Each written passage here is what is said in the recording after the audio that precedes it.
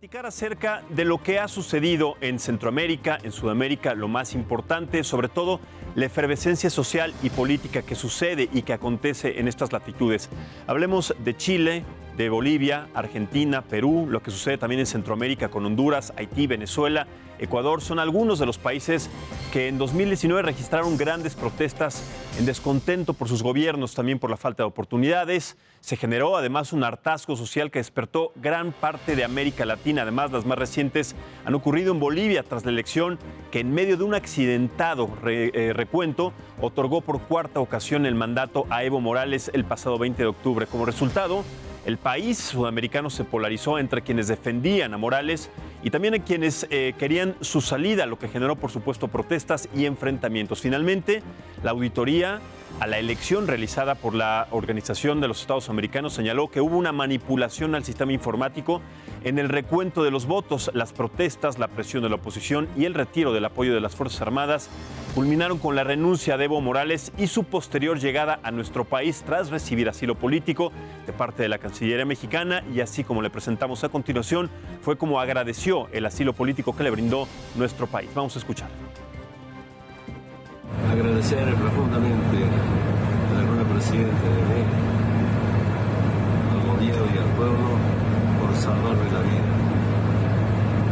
Digo esto porque el día sábado 9 de este mes de noviembre a uno del equipo de seguridad con mensajes y llamadas telefónicas pidieron que le entregaran a Evo a cambio de $50,000. Estoy muy satisfecho, contento por darme esta seguridad, salvando una vida. Y aunque sí ya ha asumido la presidencia de forma interina la opositora Yanine Áñez, el país sigue sumergido en un clima convulso y además que ha dejado más de una decena de muertos. Vamos a escuchar también lo que dijo el secretario de la Organización de los Estados Americanos, Luis Almagro, lo que para él además era un golpe de Estado en un principio. Escuchemos.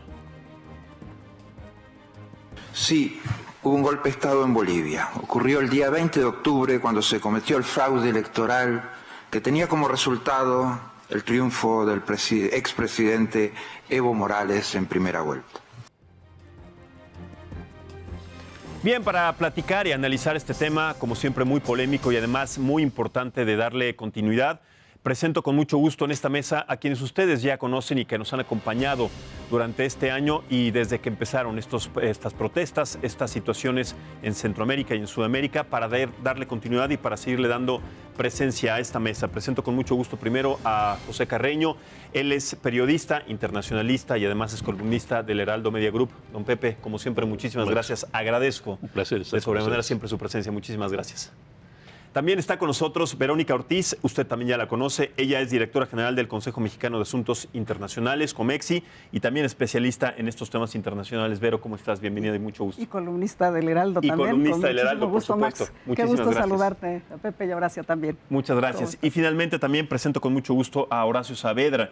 Él es especialista en geopolítica y excónsul general en la ciudad de Miami, en los Estados Unidos. Horacio, muchísimas gracias. Muchas y como gracias. Siempre, bienvenido. Gracias, Max. Saludos a la audiencia. Pepe, Verónica, y este tema es clave y yo creo que te felicitamos porque vamos a empezar el año con el pie derecho. Definitivamente. Vamos a empezar, si les parece bien, con el tema. Tenemos que tocar todas las latitudes, pero empecemos con el tema de Centroamérica, lo que genera una violencia endémica, problemas de migración, narcotráfico, gobiernos implicados en alianzas con cárteles del crimen organizado. Concretamente también, de alguna manera, esta situación que sucede en Centroamérica, don Pepe, ha sido capitalizada con la corrupción y ha sido generalmente relacionada con la corrupción de la historia de los gobiernos centroamericanos que han marcado desde Panamá, etcétera, hasta ahora con Daniel Ortega. Daniel Ortega es un personaje también sumamente polémico. Por y que no además, decirlo de otra manera. Mira, tenemos básicamente de los 5 o 6 países centroamericanos, vamos a decir, pensemos Belice, Guatemala, Honduras, El Salvador, Nicaragua, Costa Rica y Panamá. Básicamente 4 están en crisis por temas de gobernanza. Aunque El Salvador es el que menos crisis tiene. Sí, pero no te olvides de Belice. Claro. Belice, el gobierno es estable, etcétera, pero tiene problemas de gobernanza porque no tiene control real de todo su territorio, tiene gran parte de su territorio está en una disputa fronteriza con Guatemala. Buena parte de su soberanía marítima está cuestionada, de hecho, por los narcotraficantes que aprovechan ese impresionante laberinto de islotes y de cayos que hay en Belice para hacer sus cosas. Tienes el problema de Guatemala, donde hay algunas regiones que son que han llegado, es el único país fuera de los Andes donde se ha aprobado el cultivo de coca, de la planta de coca. Ya hay plantas de coca en Guatemala. Hay regiones dominadas por los narcotraficantes. Hay grupos políticos que tienen vínculos con los narcotraficantes y al margen de que los gobiernos tenga o no lo tenga, el punto es que está cuestionado por problemas de corrupción, está cuestionado por problemas políticos y está cuestionado también, como está en la situación en Honduras, por una sequía que ha afectado a toda la región, que incluso llega a México y que ha provocado la migración de personas. Honduras es todavía más, es una situación mucho más grave en ese sentido, porque ahí el propio hermano del presidente, Orlando Hernández, fue en su momento detenido y deportado a Estados Unidos para ser enjuiciado, y las acusaciones son de que la propia campaña presidencial recibió dinero del narcotráfico. El presidente en El Salvador, el nuevo gobierno resulta de tener aparentemente mejores situaciones, pero pues es muy nuevo todavía, enfrenta lo bueno y lo malo de la esperanza, ¿no? En Nicaragua tenemos un Daniel Ortega que tiene un finísimo sentido de la ironía, ¿no?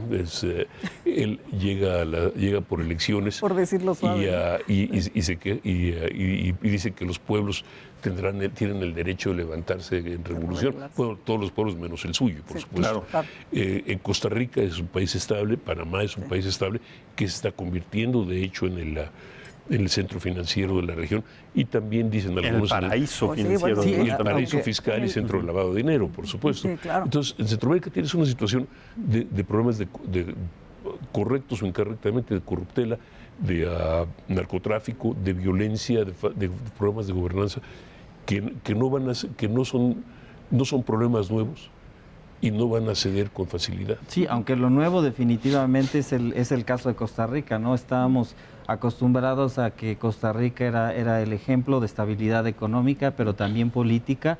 El tema de migración ya está afectando de dos lados a Costa Rica. Tiene la presión demográfica de los demás países centroamericanos, pero también de Venezuela. Entonces es muy interesante que de los dos lados tiene presión migratoria. Costa Rica acaba de cambiar de presidente y este presidente se está enfrentando y se va a enfrentar a una nueva realidad económica, una sequía, pero también de fragilidad en otros sectores, incluso el turístico. Y el tema nuevo para Costa Rica es definitivamente la seguridad. Nunca se había considerado a Costa Rica con un país con riesgos de violencia, con narcotráfico, y ya lo está haciendo. Entonces ese yo creo que es el país que difiere más de los otros.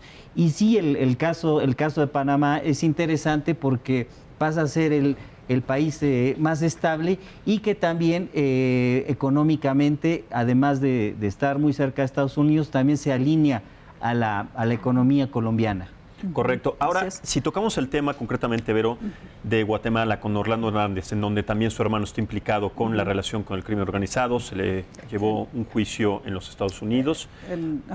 Ahora, ¿de qué manera podemos entonces establecer que ese gobierno sí está regido bajo los cánones o bajo los parámetros establecidos de la legalidad, siendo que el hermano del presidente tiene estos vínculos y además por donde transita la droga, y que también es una de las causas de la migración que llega y que sucede en Estados Unidos? Bueno, yo creo que hay efectivamente el panorama que han planteado muy bien Pepe y Horacio, y tienes esta exactamente como línea delgada, ¿no?, entre pues la legalidad, el tema de la corrupción, que incide sobre todo mucho en el tema de la inseguridad que se ha generado.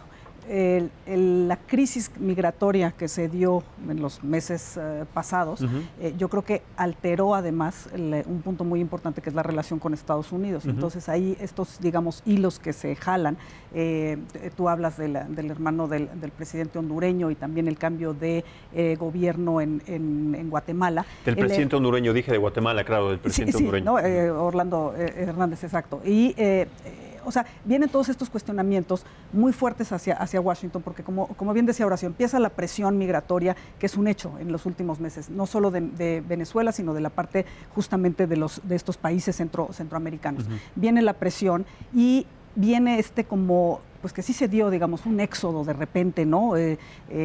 Masivo, las caravanas famosas y demás, que sí tuvieron un incremento, del cual, hombre, nosotros tuvimos que acusar recibo, claro, porque evidentemente pasaron por nuestro territorio y vino aquel, digamos, manotazo hacia el mes de mayo con el gobierno de Estados Unidos. Y el tema, por eso decía yo, cómo esa presión lo que hace también es esta diferente relación. Y entonces Washington empieza justamente a presionar más en el sentido del tercer país seguro, en el sentido de exigir como rendición de cuentas o estar evidenciando y requiriendo a estos personajes que están de alguna manera implicados en tráfico de drogas, ¿no? O tráfico de personas y demás, o en temas de corrupción. Y entonces ahí también ha habido unas diferentes posturas y reacciones. Por ejemplo, en el caso de Guatemala, un presidente saliente que acuerda con Estados Unidos, ¿no? El tema del tercer país seguro, un presidente entrante que quiere revisar esa condición. México que rechaza, ¿no? Desde el principio esa postura, aunque de alguna forma hemos estado cumpliendo de facto con ese papel. Entonces, sí ha habido una recomposición provocada por todas estas causas que han mencionado, y ha habido una recomposición no solo al interior, o sea, digamos como que la olla de presión está, ¿no? Mucho más caliente, y en la relación con Estados Unidos ha tenido que haber justamente ajustes, de lo cual nosotros incluso hemos formado, digamos, parte de esta nueva relación con Estados Unidos, incluida el tema de la migración y ya relacionada con tema de tráfico de drogas, con tráfico de armas y con tema comercial. Totalmente, es uno de los temas más importantes y más exigidos de los Estados Unidos, de la administración de Donald Trump, el tema de la migración. Le exige a México, sí, hacer una muralla humana en la frontera con Belice, precisamente ahí en Chiapas, 16,000 elementos de la Guardia Nacional, pero entonces cuando la violencia y de alguna manera estas situaciones que han permeado a Centroamérica posiblemente continúen en el 2020, ¿qué esperamos también de la posición que va a tomar México en relación con los Estados Unidos y estas exigencias, sabiendo que todavía no se declara o no hay una postura clara sobre el tercer país seguro en Centroamérica, Pepe? Pero en México, yo creo que es posible decir que el gobierno mexicano está determinado a tratar de mantener una muy buena relación con los Estados Unidos, sobre todo y hay que incluir en esto ya también a los temas de seguridad. Entonces yo creo que vamos a ver al gobierno mexicano muy empeñado en tratar de seguir controlando el fenómeno migratorio, por lo menos. Sí, lo que es un problema directo para los centroamericanos, no solo en el paso por México, sino también incluso en Estados Unidos. ¿Por qué es esto?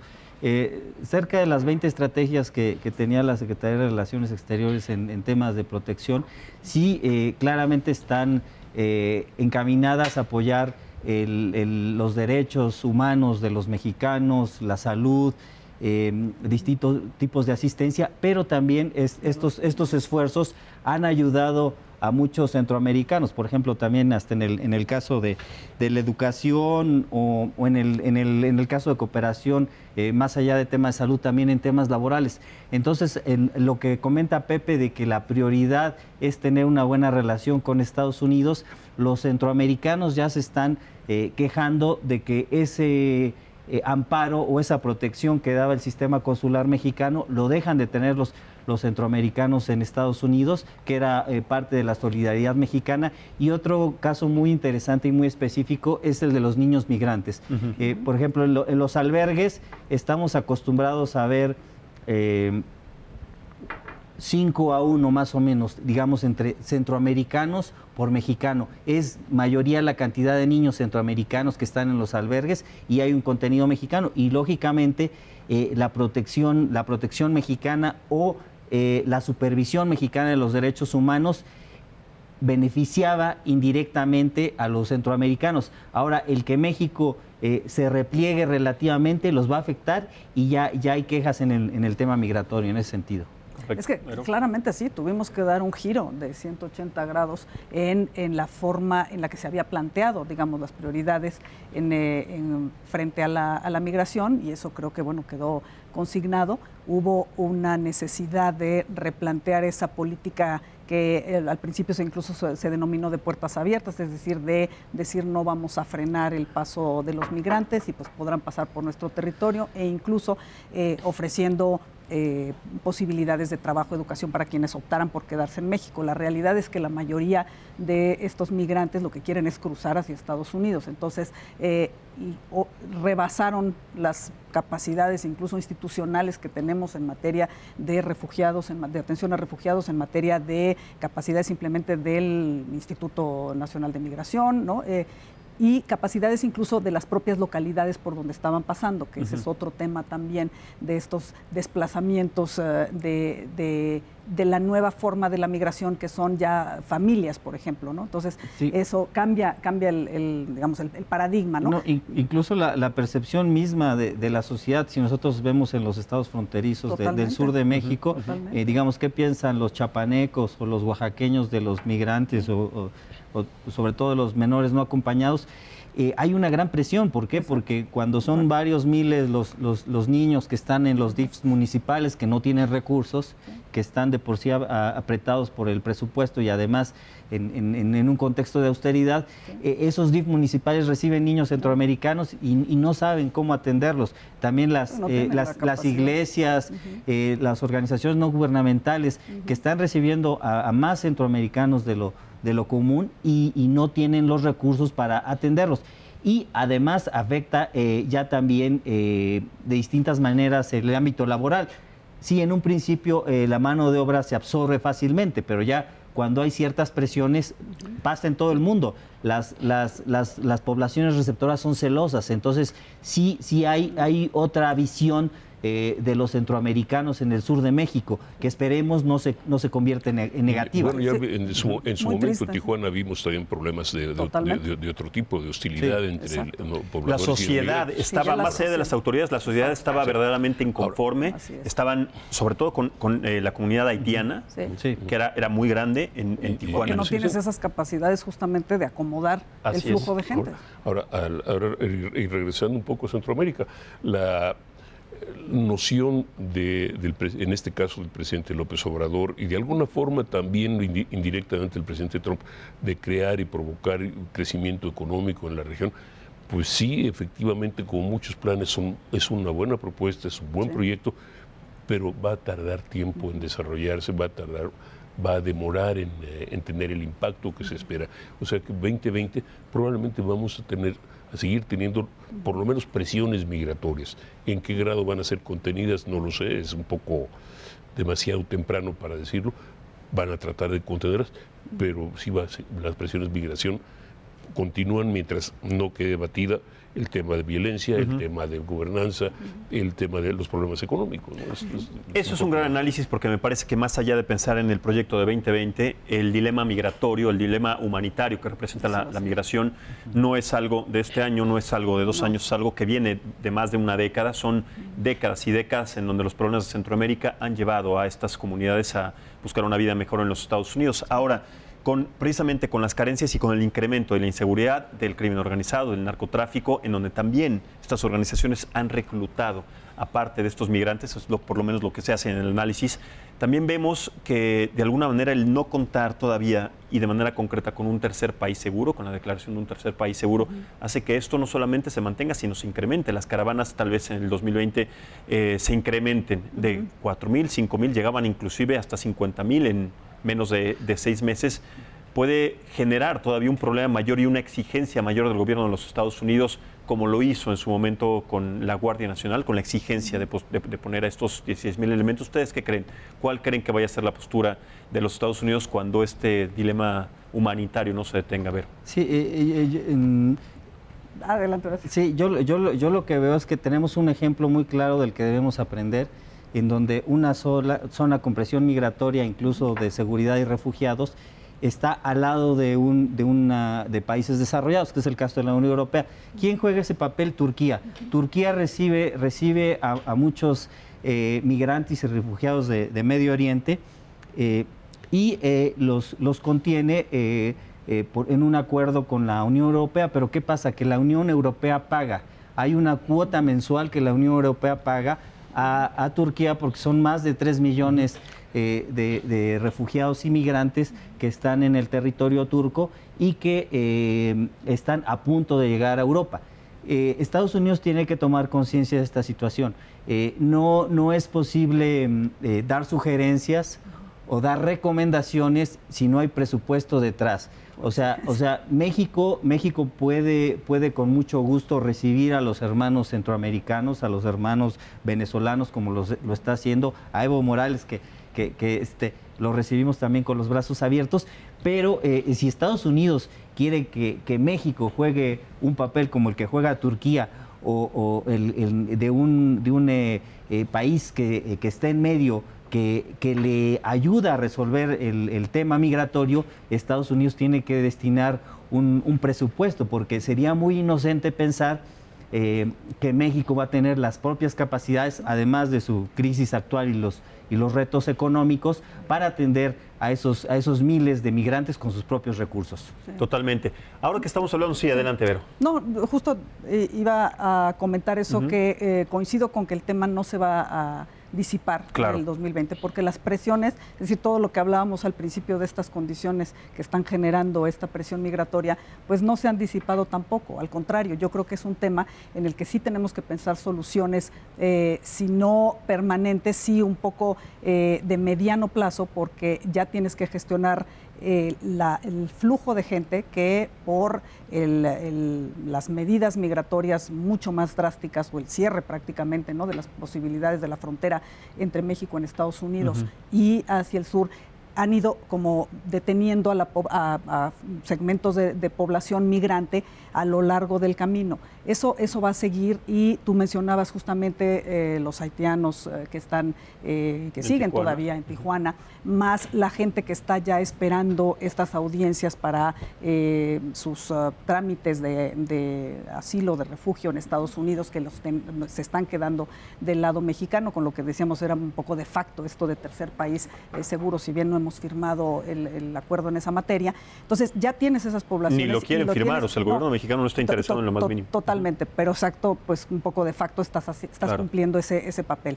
Esa gente la tenemos, y el horizonte de estadía y de permanencia de esas personas no es breve, no va a ser de unos meses, quizás se demore justamente años. Y ahí es donde tú tienes que tener estas como capacidades reforzadas en materia de provisión de servicios, simplemente de alojamiento, y justo ya ni pensemos en la materia de absorción, incluso por la parte laboral, y darles condiciones de salud y de educación a estos niños y demás. Por eso decía que este nuevo paradigma de que tienes familias, y Horacio lo planteaba en términos de los niños y demás, tienes incluso familias acampando en las calles, lo cual genera evidentemente un descontento social. Entonces, de alguna manera tienes que canalizar eso, porque esas gentes tampoco las podemos simplemente regresar digamos, a la situación, porque eso significa ponerlos en riesgo de vida, ¿no? Entonces, sí, y hay dos maneras de retener a los migrantes o de absorberlos. O sea, lo vemos claramente en Europa, ¿no? En Europa se ven campamentos en Francia, se ven campamentos en Italia, en la misma España, donde están, como comenta Verónica, en refugios. ¿Sí? Y la otra manera, el otro paradigma es integrarlos. Sí. Pero ¿qué vemos en México? ¿Por qué están en la frontera? Pues bueno, pues porque ahí están los trabajos, están las maquiladoras. Entonces, ¿dónde es el verdadero NAFTA? El verdadero NAFTA, el México industrializado, empieza de Puebla, ¿no? Es de Puebla hasta la frontera. Es en donde están las armadoras, ¿no? Sí, en el sur no tenemos industrias tan grandes, no tenemos una planta productiva que pueda absorber a esos trabajadores, o que pueda alojar e integrar económicamente esas familias. Entonces, tenemos que pensar en los dos escenarios. Si los vamos a integrar al sector productivo mexicano, que es de Puebla hacia la frontera norte, o si los vamos a mantener como se ha hecho en otros países, en campos, en campamentos, que incluso sí hay un tema ahí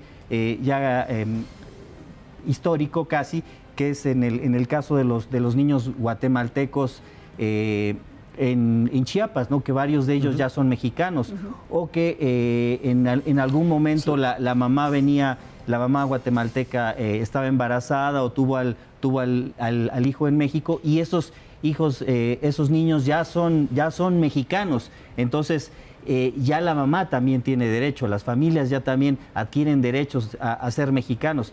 Ahí tenemos que ser más abiertos e integrarlos. Totalmente. Inclusive creo que parte de estos migrantes, como bien señalas, Horacio, tienen ya las condiciones dadas, estas facilidades que el gobierno mexicano les ha otorgado, ya no tanto de migrar a los Estados Unidos, porque ya ven de alguna manera exactamente una comodidad aquí en nuestro país y de hacer una vida mucho más fácil que de la que vienen. Pero ven también una enorme dificultad, una creciente dificultad para llegar a los Estados Unidos, para entrar a los Estados Unidos. También por eso, claro. Eso es parte de nuestro. Antes se creía, por decirlo de esa forma, que los Estados Unidos tenían una especie de tapete de bienvenida para los migrantes, por lo menos la mitología estadounidense del migrante, pero ahora ya no, ahora la primera línea de recepción es literalmente hostil, por decirlo de esa manera, ¿no?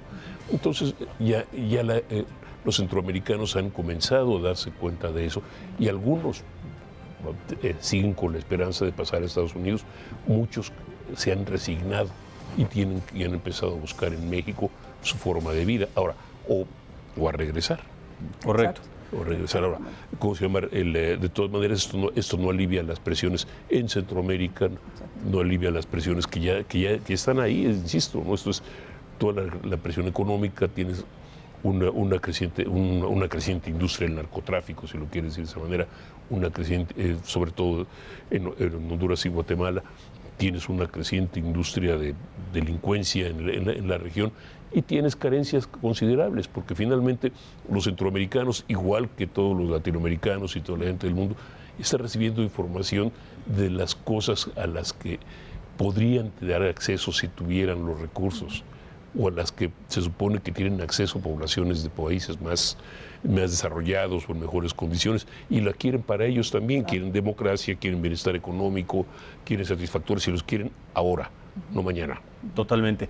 Vamos a hacer una pausa, si les parece bien. Regresando, toquemos el tema de Sudamérica, lo que sucede en Bolivia. Sigue dando mucho de qué hablar la situación de la llegada de Evo Morales a nuestro país, del asilo político, también lo que sucede en Chile con Sebastián Piñera, el cambio de la Constitución, bueno, lo que sucede en Ecuador, en Argentina, también con la elección de Fernández, y todo lo que implica para el 2020 y también para la relación entre nuestro país y también con cada uno de ellos. Así que hacemos esta pausa en la mesa de análisis. Estamos platicando acerca de la efervescencia política, social y económica que vive América Latina, desde Centroamérica hacia Sudamérica, y regresamos en un momento aquí en el Heraldo Televisión.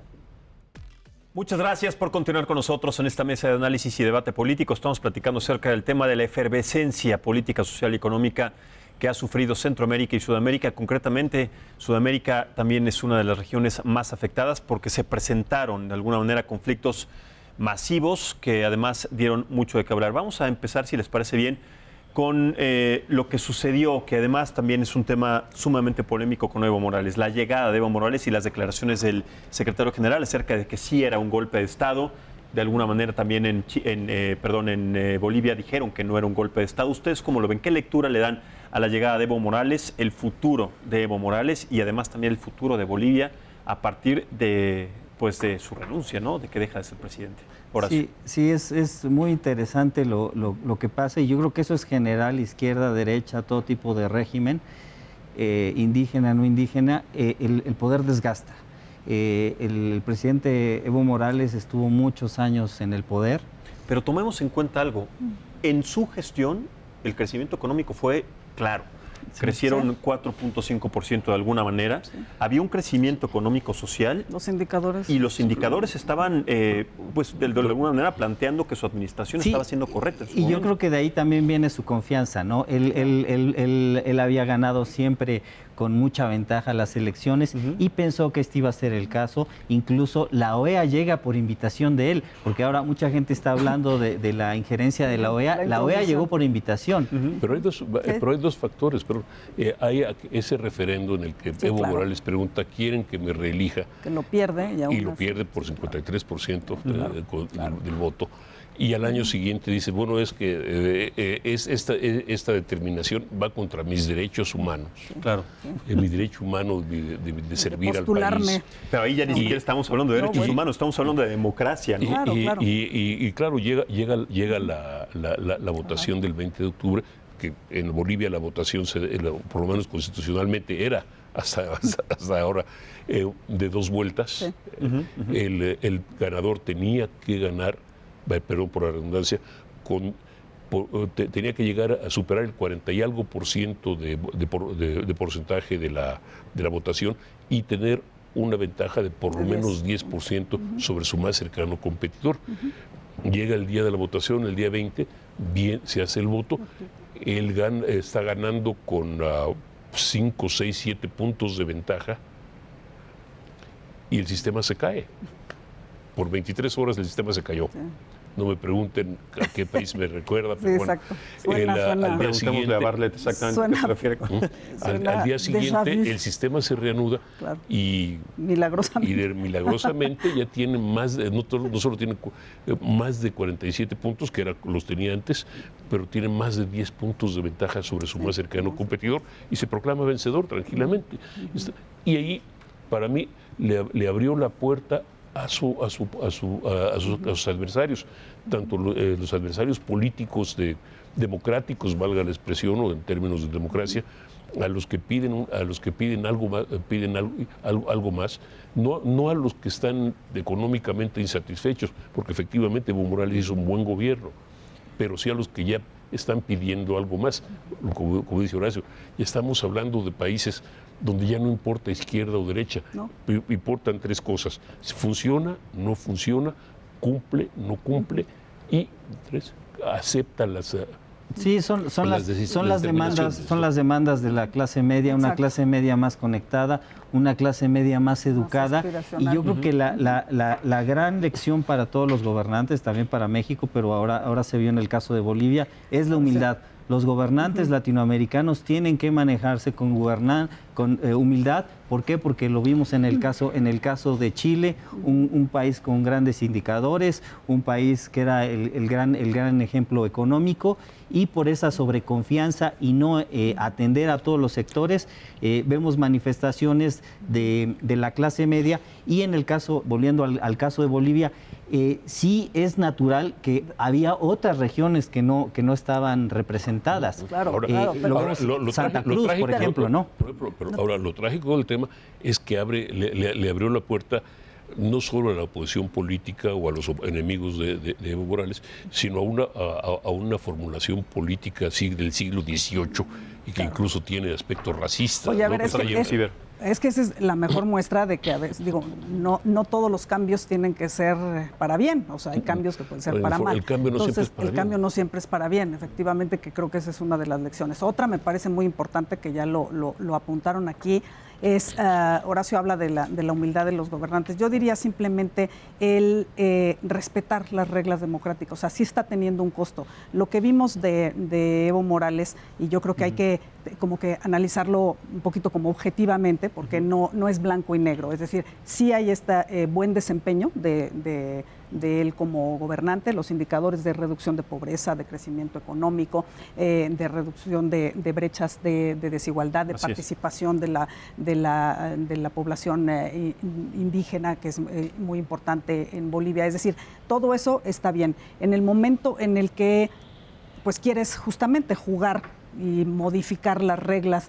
de las elecciones de esa manera, Pepe recordaba muy bien que, digamos, esto no se dio por un solo evento, sino que ya traíamos la historia de un referéndum que perdió y que no lo quiso, digamos, lo hicieron a un lado, y él alegó que tenía el derecho humano justamente a postularse, que era un derecho, digamos, político, pero un derecho humano, y así lo presentó, o así la Corte en su país lo decidió, y entonces ya estás violentando de alguna manera el mensaje, y hay esta desconexión exactamente entre la élite, ya cuando justamente piensan que tienen garantizado porque estás dando buenos resultados. Bueno, pues ahí está la mejor prueba de que no necesariamente eso significa un respaldo absoluto, y entonces ceder ante estas tentaciones de meterte con, digamos, con las reglas electorales o quererte, como decía Pepe en otro momento, así el síndrome de Porfirio Díaz, de que pues nada más yo puedo solucionar los problemas y nada más soy yo la única solución. Yo creo que ahí estuvo, ¿no?, la base del problema. Eso no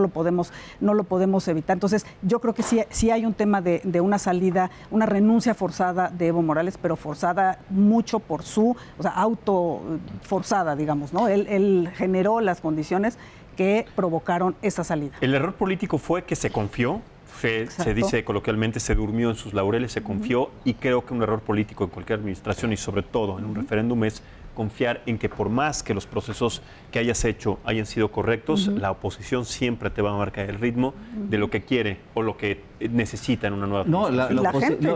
La oposición y sectores que pueden ser pasivos, sectores que estaban tranquilos y que en el caso de Bolivia no sabíamos que la clase media no se sentía atendida, y fue un momento donde le abrieron la puerta a la clase media y levantó la mano. Ahora, también algo muy interesante en el caso de Bolivia y en el caso de toda América Latina es que los paradigmas se acaban. O sea, estamos discutiendo ya y hay una gran crítica de que se acaba el paradigma neoliberal y hay un desgaste y lo critican. Y lo criticamos, pero también hay un gran desgaste de este paradigma de la dependencia, de decir somos latinoamericanos y estamos en la periferia y somos excolonia y no tenemos éxito porque no nos dejan los países poderosos. Estamos viendo que ya no hay pretextos. La clase media te está diciendo, a ver, ya no me pongas pretextos, yo quiero resultados. Claro. Qué bueno que venimos de ser pobres, estamos orgullosos de nuestras raíces indígenas, de nuestro origen latinoamericano, de independizarnos de España y de tener Estados Unidos al lado, pero eso no es pretexto. Tu país debe tener éxito independientemente de tu origen, y esa es una exigencia. Absolutamente. Mira, y esa exigencia, esa demanda a la vez, literalmente todos los problemas que hubo en el continente americano este año pasado. En Argentina, un cambio de gobierno, es decir, el cambio de gobierno es que el rechazo al neoliberalismo no, fue el rechazo a un mal gobierno económico, a un programa de otro tipo. Es decir, ¿cómo se llama? Porque Macri a su vez fue reacción a un mal gobierno también, a un problema de corruptela, el gobierno Fernández Kirchner fue acusado de corruptela por varios lados. La propia vicepresidenta del ahora presidente Fernández está bajo cargos de corruptela. Entonces, es decir, no es una cuestión tan simple. En Brasil subió un Jair Bolsonaro, presidente de derecha, así de una extrema derecha, que ha tenido que ir cambiando, ha tenido que ir atemperando su oratoria, su retórica y su gobierno, precisamente por las demandas de esas clases medias y de la oposición política. En Chile, el gobierno tuvo que aceptar la necesidad de llegar a una nueva constitución por la presión de las clases medias olvidadas.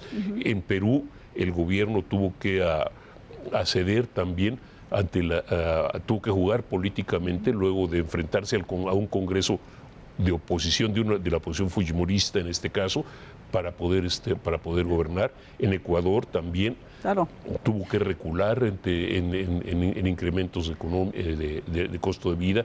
En Colombia enfrentan una situación bien complicada, y Venezuela es un país que por lo menos parece estar implotando, valga la expresión. Yo creo que como que hay cierto hilo conductor, porque efectivamente tienes protestas generalizadas, ¿no? Esta ola que también es parte de, no solo se ha dado en el continente americano, ¿no? Lo vimos también en otras regiones del mundo, pero concretamente en el continente americano me parece que por lo menos sí hay algunos factores que son hilos conductores, independientemente si son gobiernos, se trata de gobiernos de derecha, de izquierda, o lo que sea, que es este tema de las expectativas truncadas por una desaceleración económica, es decir, mientras los gobiernos tenían una bonanza que ofrecer, y entonces esta sociedad de la clase media se va sintiendo más consolidada, justamente, ¿no? comillas, con ciertos satisfactores ya garantizados y entonces con mejores expectativas, cuando viene una desaceleración económica y suceden cosas como que parecía algo menor que te suban la tarifa del boleto del metro en Chile, pero entonces eso molesta de tal manera justamente esta clase fue media, la gota que derramó ella el fue la vaso gota que exactamente. Entonces traes este escenario de desaceleración económica, traes una desconexión de las élites políticas con la población. Lo estamos viendo justo en el ejemplo que decíamos, por ejemplo, de Evo Morales, pero lo mismo pasó en Argentina, lo mismo pasó en Chile, en donde justamente sientes un gobierno que es el ejemplo no solo de estabilidad política, sino también económica, y entonces viene esta, como lo decías tú, como de dormirse en los laureles, y de repente se desconecta esta élite política de la población, y yo apuntaría un tercero, la creciente impaciencia de las sociedades. Totalmente. Es decir, lo quieren los cambios, ya no quieren explicaciones, ya no quieren más proyectos a largo plazo, quieren que las cosas sucedan y sucedan ya, ¿no? Marcas algo muy bien, Verónica, también Horacio, que me llamó la atención, Pepe, sobre esta clase media que ha despertado, que tiene mejores exigencias, una clase media más educada, y que además, concretamente en el caso de Chile, a partir, del incremento del boleto del metro, empiezan una serie de manifestaciones que determinan muchísimas otras peticiones. Pero en este caso, en abril, se está convocando un referéndum para cambiar la Constitución. Aquí la pregunta sería, ¿cambiar la Constitución? ¿Cuál es, de alguna manera, el órgano que deberá redactarla? ¿Bajo qué parámetros? ¿Cuáles son las condiciones que tendrían que ser puestas en este sentido? Y además, ¿qué es lo que tendría o cuál sería la repercusión en caso de que la Constitución chilena concretamente cambie, Horacio? Sí, hay dos elementos. El elemento formal, que va a haber consultas para ver cuál es el proceso en el que se vota y cómo se promulga la nueva Constitución chilena y sus contenidos, pero también vemos el caso simbólico. O sea, ¿qué pasa? En Chile tienen un fantasma, como tenemos muchos fantasmas en América Latina, y ese fantasma es el fantasma de la dictadura, el fantasma de Pinochet. Así como en México de repente nos acordamos mucho del 68 y viene el 68 y entra, aunque no esté en la mesa, así los chilenos puede ser que se está discutiendo de otro tema, se está discutiendo de economía, se está discutiendo del medio ambiente, pero viene el fantasma de la dictadura de Pinochet, y yo creo que es un muy buen momento para hacer una constitución moderna, una constitución que equilibre, que también, además de estar el éxito económico chileno, que lo hemos visto ya presente en 3 décadas o casi 4 décadas de crecimiento económico en Chile, que esté el elemento social, que es lo que están demandando los manifestantes, pero también el tema humano y el tema de la conciencia del medio ambiente y todos los temas que no estaban precisamente en la época de Pinochet, eran otros tiempos y era una sociedad menos educada, pero también un Chile menos conectado con el mundo. Su economía no dependía de sus exportaciones, no dependía de la tecnología. Se estancó la economía chilena. Se estancó la economía y no dependía del medio ambiente como depende ahora. También parte de la recesión chilena, lo vemos en el sector agrícola, incluso en el minero, viene el cambio climático. Entonces, yo creo que además del tema social y del tema económico, los chilenos van a tener la oportunidad de integrar en esta nueva Constitución el espíritu de Nuevo Chile. Totalmente. El cambio climático creo que es un ingrediente que va a generar no solamente en Chile, también en México, en la parte norte de nuestro país hay unas sequías impresionantes. En la parte sur. Y en la parte sur, bueno, desde el norte y en la parte sur también, en Chile, en Argentina. Pero hay dos puntos aquí que decía Horacio que me parecen extraordinariamente importantes. Es decir, por un lado, ciertamente el tema del cambio climático, que es algo que nos está afectando a todos de formas que no tenemos exactamente una idea cómo. Si estamos resintiendo el efecto y no sabemos todavía bien a bien cómo vamos a enfrentarlo. Porque todavía, además, las grandes potencias, los grandes contaminadores no tienen idea bien a bien de cómo lo vamos a hacer. Ni en el C7 ni en el C20 se han puesto de acuerdo para generar políticas que favorezcan. Y tenemos un problema también vamos a tener un problema de agua, de vasos de agua en la región. Eso va a ser. Ahora, la segunda parte de todo esto, en los primeros 10, 15 años de este siglo, hubo una bonanza de materias primas. Por la competencia entre Estados Unidos y China, por la demanda en Europa, por la demanda en Asia. Entonces ahora enfrentas que la demanda de soya en Brasil, por la soya brasileña o por las materias primas brasileñas se ha reducido un poco, no porque haya reducido la población, sino porque la población en China o en Asia está empezando a cambiar hacia otros lados, sino porque el apetito chino por materias primas pues está relativamente, no puedo decir que satisfecho, pero relativamente calificado por un por un alentamiento de su base industrial que pasa en todo el mundo, y porque además muchas de las materias primas, y algunas están presentes en América Latina, son distintas. Ya la carrera ya no es petróleo, como podría ser Venezuela o el Golfo. La carrera es por las tierras raras como el litio, que están precisamente Bolivia, Chile, Argentina, y en México, en Sonora también, y San Luis Potosí. Por cierto. Así es. Las carreras son por nuevos materiales, nuevas cosas, es decir, y que viene conectado con el medio ambiente. Ahora el litio, por ejemplo, es indispensable para la construcción de baterías para vehículos eléctricos, que son lo que viene ya en los próximos 10, 20 años. De nuevas tecnologías. Claro. Y de innovación, y cuando no puedes ya justamente atender esos satisfactores. Tecnologías limpias. Claro. Y tomando en cuenta este radicalismo político que existe ahora en Sudamérica, y ahora recordando también con lo de Pinochet, digamos que las dictaduras, como estás marcando, Pepe, estamos viendo también con la llegada de Alberto Fernández a Argentina, y también su llegada a nuestro país para empezar esta relación bilateral entre nuestro país y Argentina, de alguna manera una creciente izquierda más mesurada, el crecimiento de una izquierda más mesurada, sin este radicalismo político por la que fue marcada históricamente. Horacio, ¿cuál es tu lectura al respecto? Bueno, es muy interesante cómo somos los mexicanos en nuestro corazón y en nuestra cabeza, ¿no? Por ejemplo, si lo vemos en Opinión, Latinobarómetro u otros medios en los que se mide cuál es la preferencia de México. ¿Qué país te gusta? ¿Cómo quieres tú que sea México? ¿O qué país te gusta más? Los mexicanos dicen Argentina o dicen Brasil. Esas son las preferencias, ¿no? Y bueno, tenemos un gran corazón pegado a Cuba. Los latinoamericanistas, por supuesto, tenemos un gran afecto a la cultura latinoamericana, al idioma español. La patria grande. La patria grande, pero cuando vemos a dónde se van los mexicanos no migran a América Latina, se van a Estados Unidos o se van a Europa. Entonces yo creo que es muy interesante el caso de Argentina. Sí, México se ha vuelto un polo de atracción para la migración argentina. Eso ha sido históricamente muy positivo en el tema intelectual, pero también lo vemos en la cuestión práctica, ¿no? Vemos en Cancún a argentinos muy educados, hablando 2 o 3 idiomas en el sector turístico. Yo creo que esta ola de recursos humanos debemos de aprovecharla positivamente. No solo los argentinos, los venezolanos, por ejemplo, muchos de ellos hablan muy bien inglés. Creo que es una gran oportunidad para integrarlos, por ejemplo, al sector escolar mexicano. Ellos pueden aportar. Los médicos, bueno, tradicionalmente han venido médicos cubanos y después venezolanos, pero creo que en ese aspecto no hay reticencia en cuanto a los sudamericanos y en cuanto a los latinoamericanos calificados. Creo que el reto de integración hacia México lo tenemos con los migrantes menos calificados, como es en todos lados. Cuando alguien llega educado, entra fácil, se integra.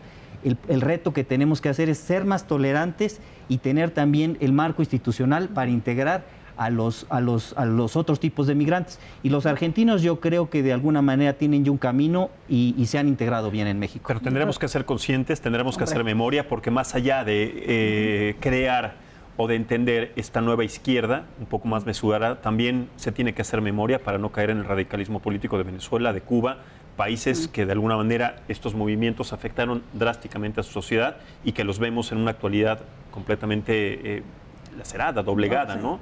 Yo creo que ahí hay un reto, exactamente, y así como hablábamos de, digamos, ver las cosas un poquito desapasionadamente, aunque es obviamente difícil, que lo planteábamos cuando hablábamos del tema de la salida de Evo Morales de Bolivia, me parece que falta también hacer justamente un diagnóstico un poquito desapasionado de las diferentes crisis o los tipos de crisis que han enfrentado en Latinoamérica, y en el punto que tú dices, Max, porque más allá de figuras en lo individual o de afectos, digamos, que sintamos, lo que sí no podemos soslayar es que es muy distinto hablar de una crisis como la de Venezuela, ¿no?, que ha sacado a 4 millones de venezolanos del país, a una crisis como la de Chile, en donde tenemos otro tipo de componentes, pero en donde la población efectivamente sí tiene un nivel de vida y un nivel de ingreso y un nivel educativo que no se compara en lo más mínimo, ¿no? Entonces, yo creo que también hay que ver estas diferencias en cuanto a los regímenes,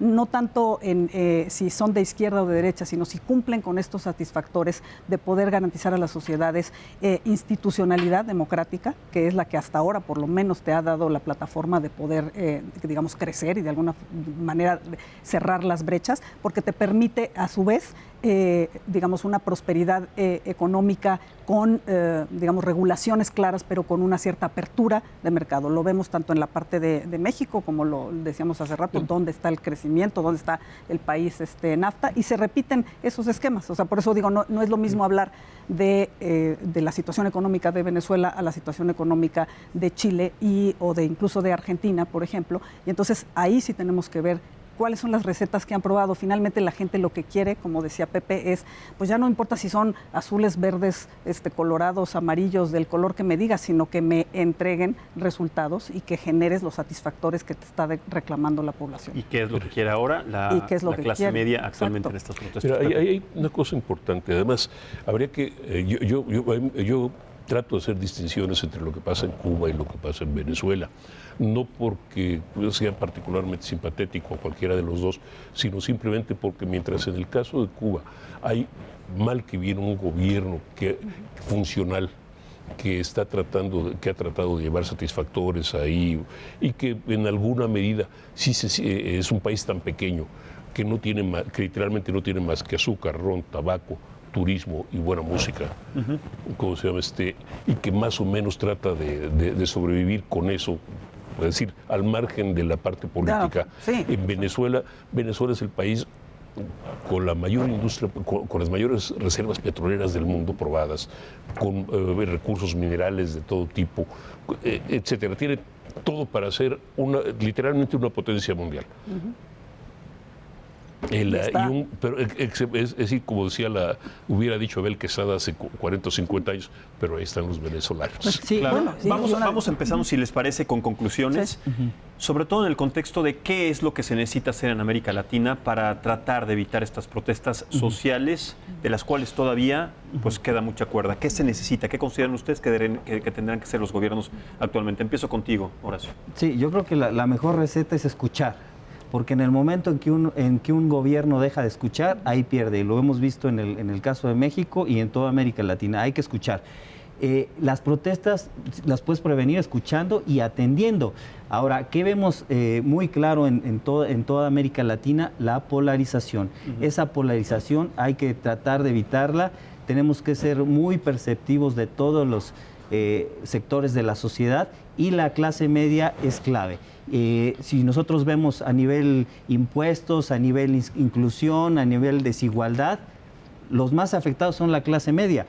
Claro, hay que atender, por supuesto, y dar una protección social a los ciudadanos de menor ingreso, pero también la clase media está exigiendo su lugar, y las clases altas tienen que ser solidarias en cuanto a los impuestos, pero también en saber que si al vecino lo afectamos, también nos estamos afectando a nosotros mismos. Entonces, una inclusión general. Totalmente. 30 segundos, empiezo contigo, Pepe, y cierro contigo, Ver. Pero yo voy a diferir ligeramente de todo esto, no por otra razón, sino porque normalmente en México tendemos a olvidarnos de una fracción importante de América Latina o de la región de América Latina, que es el Caribe. Entonces vimos también un Puerto Rico todavía devastado por un huracán del año pasado, todavía que está empezando a levantarse, no solo por su condición de lo que ellos consideran ser un Estado dependiente de Estados Unidos, sino por el maltrato que están recibiendo del gobierno de los Estados Unidos. Estamos viendo un Haití en crisis permanente, lleva más de un año en crisis política, económica, y no va a mejorar. Y tenemos una República Dominicana que es afectada por esa crisis de Haití, comparten la isla a final de cuentas.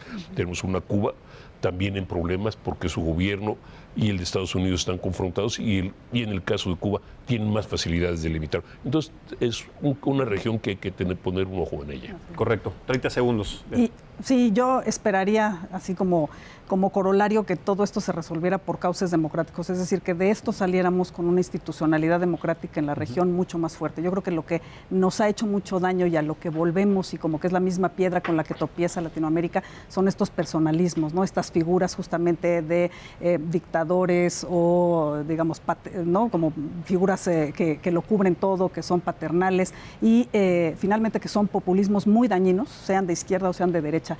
Creo que lo que nos falta en América Latina y incluso México es, al contrario, un fortalecimiento democrático, que las instituciones funcionen independientemente de quién esté en el gobierno. Totalmente. Verónica Ortiz, muchísimas gracias. Horacio Saavedra, gracias por estar en esta mesa y siempre nutrirle de conocimientos. Pepe Carreño, muchas gracias como siempre, pero también gracias a ustedes por escucharnos y vernos cada noche aquí en el Heraldo Televisión. Soy Maximiliano Espejel y lo espero mañana también en punto de las 9 de la noche. Hasta la próxima.